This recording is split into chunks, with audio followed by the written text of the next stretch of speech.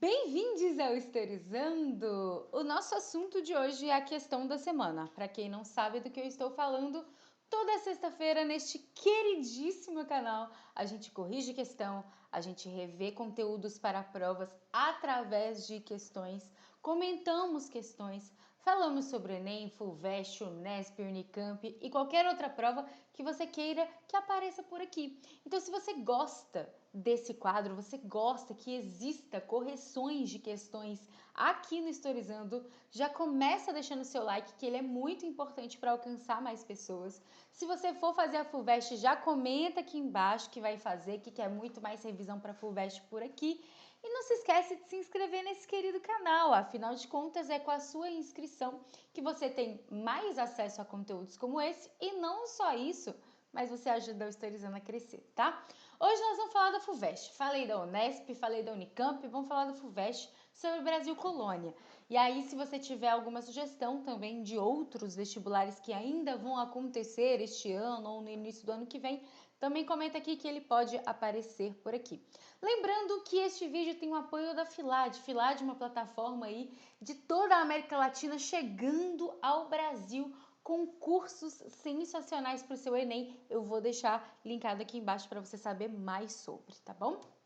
Bom, vamos falar de Brasil Colônia, né? Falando de Brasil Colônia na Unesp, na Unicamp, e agora eu trouxe algumas questões sobre a FUVEST. Lembrando que aqui já tem algumas outras correções sobre a FUVEST, alguns outros comentários que eu vou deixar aqui. Não é a primeira vez que a FUVEST aparece no Historizando, tá? Então, se você quiser mais conteúdos, primeiro já tem aqui, e se quiser mais ainda, comenta aqui embaixo. Tati, quero sobre tal assunto, Tati, quero tal prova, Tati, quero tal questão. Você pode copiar e colar a questão aqui para mim, que eu resolvo para você sem nenhum problema, tá bom? Então vamos lá. Meu marcador aqui. Lembrando que se você ainda não fez, dá um pause. Faz sozinho ou sozinha e depois vem aqui resolver comigo. A base física do Brasil, então a base física do Brasil, ao principiar o século XVIII, era profundamente diversa daquela que, mesmo numa interpretação liberal do Tratado de Tordesilhas, fora assentada no diploma de 1494. A expansão ao longo do litoral levara ao Oiapoque no norte e ao Prata no sul.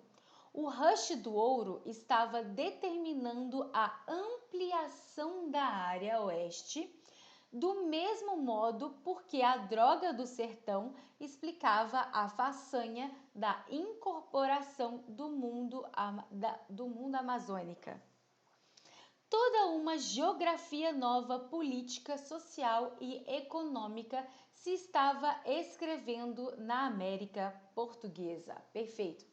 Os tratados de limites, história geral da civilização brasileira. Gente, tem um vídeo aqui no canal só sobre isso, só sobre tratados de limites. E esses tratados de limites estão no edital da FUVEST, então vou deixar linkado, dá uma assistida que é importante, tá? A partir da leitura do trecho e dos seus conhecimentos, é correto afirmar que. Então, basicamente, está falando desses processos de expansão, né, ao longo aí dos séculos, principalmente no início do Brasil Colônia, até aí o que é as fronteiras do Brasil hoje. Bom, vamos lá. Letra A. O Tratado de Tordesilhas representou uma permanente barreira à exploração econômica dos sertões portugueses da América e só foi ultrapassada no século XVIII. Errado. É uma barreira o Tratado de Tordesilhas? Sim, é uma barreira. Não sei se você está lembrado ou lembrada. O Tratado de Tordesilhas ali tinha uma limitação que basicamente colocava o litoral brasileiro, entre aspas, aí nas mãos dos portugueses. Então, o restante não seria autorizado, digamos assim, através desse tratado, dos portugueses explorarem. Porém, isso não foi cumprido, foi ultrapassado. A gente tem várias atividades, inclusive, gente, aqui no canal tá rolando uma série chamada Vai Cair no Enem, com os principais assuntos que caem no Enem, mas esses assuntos são principais nos outros vestibulares também. Aconselho dar uma olhada, eu comentei sobre isso no vídeo que dessa segunda-feira sobre Brasil Colônia. Então eu fiz um resumaço lá de Brasil Colônia e lá eu falo o seguinte, ó, existiram vários tipos de atividades responsáveis por essa interiorização do Brasil. Então, você tem Drogas do Sertão, você tem Pecuária, você tem a ideia do bandeirantismo, né, que tem esse ideal heróico quase, né, de interiorização, mas não é única e exclusivamente na mão desses caras e também não é uma questão heróica, né? A gente já discutiu isso aqui e o Enem já discutiu isso em questão também, né? Provavelmente a FUVEST também. Bom, então não, beleza? Não dá. Letra B. A ocupação da Amazônia foi determinante, então a ocupação foi determinante na formação do território português da América, porque as drogas do sertão puderam ser exploradas por longos períodos, ao contrário do efêmero ouro de Minas Gerais, Goiás e Mato Grosso. Gente, errado também. Por mais que a gente tenha questões de crise, primeiro, o que está errado, né? Falar das drogas do sertão tá certo, agora a forma como foi falada do ouro tá errado. Primeiro, fala de um período efêmero. Gente, um século é efêmero? São quase 100 anos aí de exploração, né? Até a chamada crise do ouro. E falar crise tem que tomar muito cuidado, porque a gente fala crise do açúcar, né? Com a expulsão dos holandeses, crise do ouro, né? Com a questão lá a partir dos processos da conjuração mineira. Mas, gente, crise não significa fim. Tem que tomar muito cuidado. Crise tiveram-se problemas, sim, mas a exploração continuou existindo, tá? Tanto na região das Minas, Mato Grosso, Goiás, quanto a questão do açúcar. O açúcar, inclusive, gente, sério, assiste esse vídeo. Foi um resumo, acho que são 20 e poucos minutos que eu resumi a colônia inteira, mais de 300 anos. E eu falo praticamente tudo isso. Então, não é uma questão assim, acabou. O açúcar continua sendo o principal produto durante todo o período colonial, por exemplo. Então tem que tomar cuidado com isso. E isso aqui é um excelente distrator, né? Poderia sim. Ainda mais o que eu chamo, me engano, que eu gosto. Começou muito bem, mas depois dançou. Vamos para a letra C. Embora a mineração tenha interiorizado a presença portuguesa no continente, aconteceu isso, a definição das fronteiras do Brasil só se completaria definitivamente muito depois do começo do século XX. Verdade, eu vou explicar por quê. Olha só, você tem todos os processos de interiorização, você tem até mesmo em 1750 o chamado Tratado de Madrid, importantíssimo, por isso o vídeo sobre fronteiras é importante. Vou deixar linkado esse vídeo aqui. O Tratado de Madrid se aproxima muito, né, sobre o que o Brasil é hoje. Mas, Tati, Tratado de Madrid não é século XX, não é mesmo? Você é verdade, você tem razão. Só que você tem o Tratado de Petrópolis, que eu também falo nesse vídeo. E esse Tratado de Petrópolis é a vinda do Acre pro lado brasileiro, digamos assim, né? A gente compra o Acre. Então, os traçados que existem hoje, que determinam as fronteiras brasileiras, se vão ter muito aí uma relação com esse Tratado de Petrópolis também, só no século XX, mais especificamente 1903, tá? Então tem que tomar cuidado com isso, tem que compreender isso, tá no edital, então tem que olhar isso, tá? Por isso, assista esse vídeo. Letra D. Mesmo com o rush minerador, a economia colonial portuguesa continuou isolada em relação aos principais circuitos econômicos europeus de sua época. Rush minerador, economia portuguesa continua isolada? Continua isolada? Principais circuitos econômicos? Não, gente, não. Não, a economia portuguesa não ficou isolada. O problema da economia portuguesa é a forte dependência com relação às suas colônias. Mas não era uma economia isolada, tanto que fazia comércio na Europa com os produtos, né? Principalmente a questão do açúcar na Europa, não tem essa questão de economia isolada. A realidade econômica de Portugal e Espanha nos séculos 17 e 18 tornou o tratado obsoleto, uma vez que nesse período importava menos. Não. O tratado ficou obsoleto, e aí por isso o Tratado de Madrid, devido a questões de ocupação e não das atividades, né? Porque, como eu disse, os portugueses já estavam ocupando outras regiões, outros territórios, então não fazia mais sentido o Tratado de Tordesilhas. Então se fez um novo tratado aí, beleza? Ó, essa questão deu para revisar quase a colônia inteira, né? Vários assuntos de período colonial. Então, se você tá aí ainda, deixa o seu like, deixa sua inscrição, porque, ó, foram 10 minutos com uma questão, mas a FUVEST é assim, é conteúdo, muito conteúdo, precisa entender, precisa saber, e é por isso que eu tô aqui, ó, gastando saliva com você. Se eu tô gastando saliva com você, gasta seu dedinho aí se inscrevendo e dando like, beleza? Vamos lá.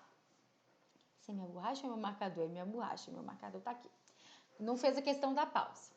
No Brasil, a transição da predominância indígena, transição de predominância indígena para a africana na composição da força de trabalho escrava, ocorreu aos poucos. Opa, perdão, peraí, apertei errado.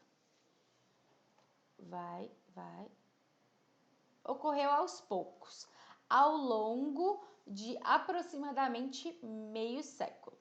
Quando os senhores de engenho individualmente acumulavam recursos suficientes, compravam alguns cativos africanos e iam acrescentando outros à medida que capital e crédito se tornaram disponíveis.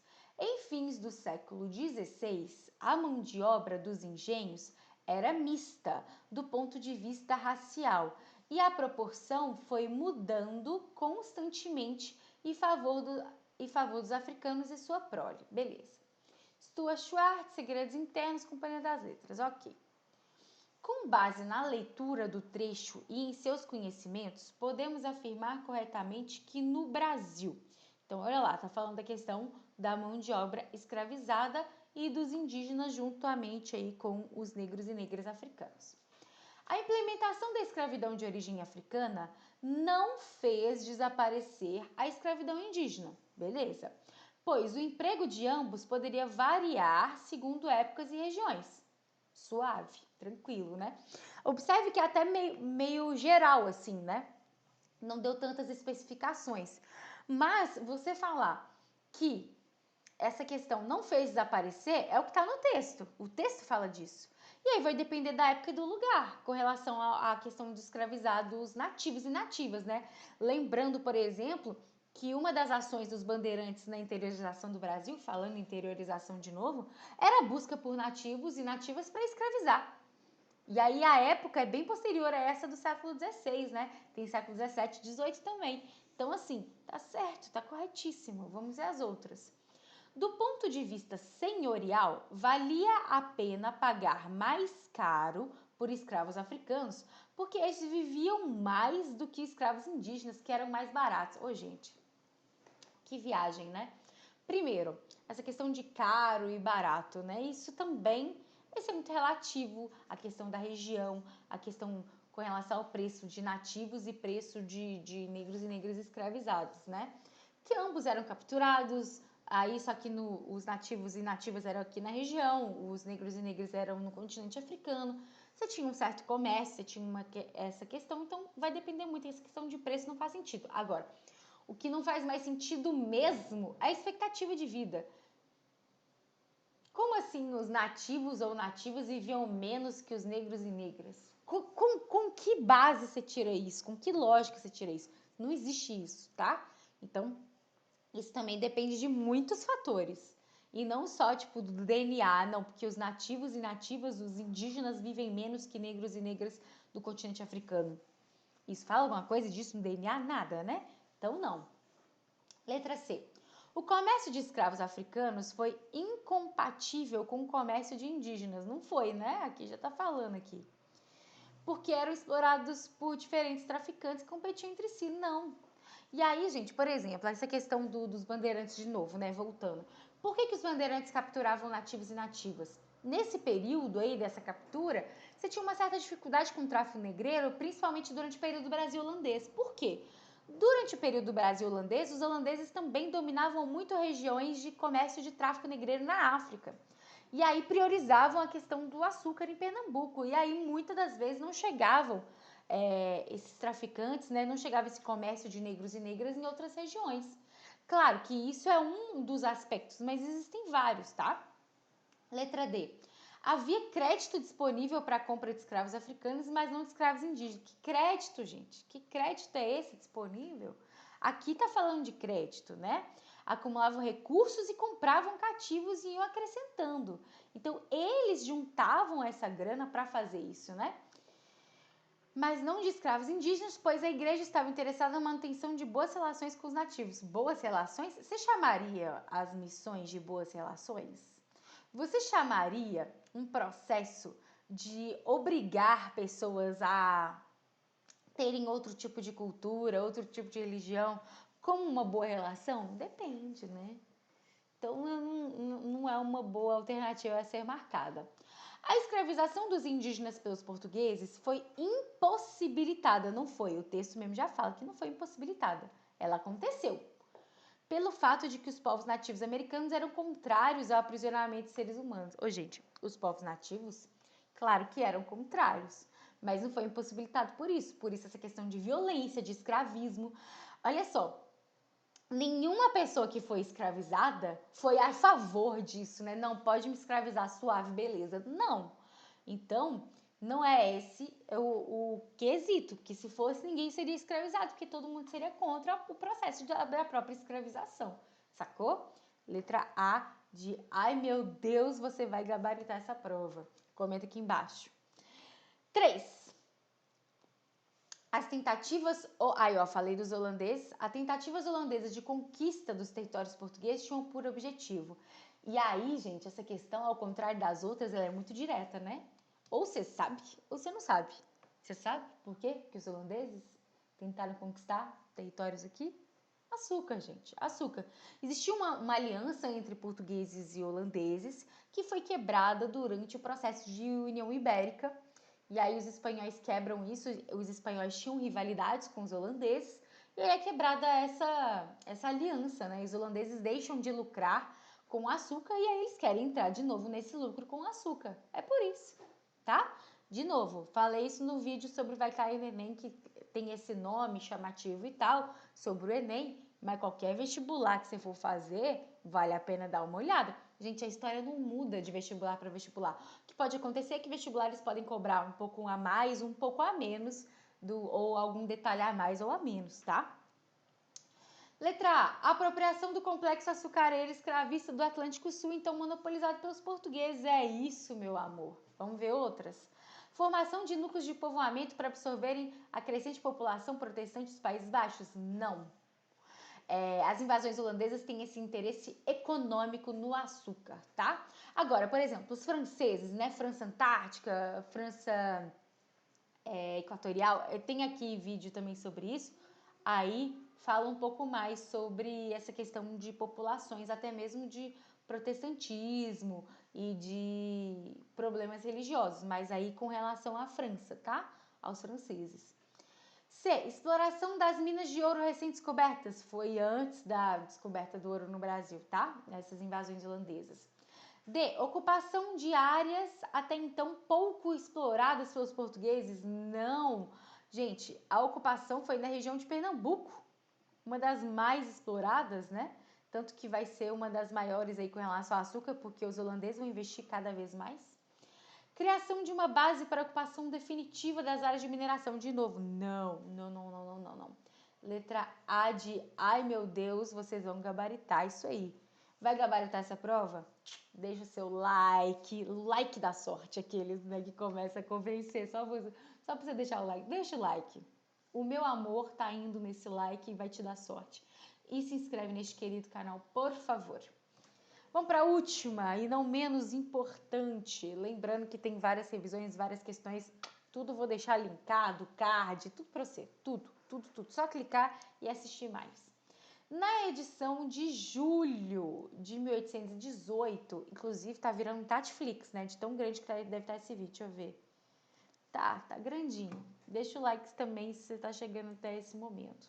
E não se esquece do pause para você fazer questão. Na edição de julho de 1818, então já é final do período colonial, né?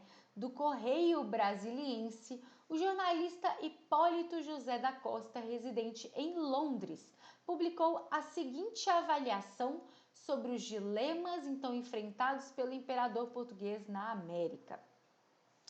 A presença de Sua Majestade Imperial no Brasil lhe dará ocasião para ter mais ou menos influência naqueles acontecimentos. Olha só, a independência em que el-rei Ali se acha das intrigas europeias o deixa em liberdade para decidir-se nas ocorrências segundo melhor convier a seus interesses. Se volta para Lisboa antes daquela crise se decidir, não poderá tomar parte nos arranjamentos que a nova ordem de coisas deve ocasionar na América. Ó, nesse excerto o autor referia-se, gente, precisa entender de contexto.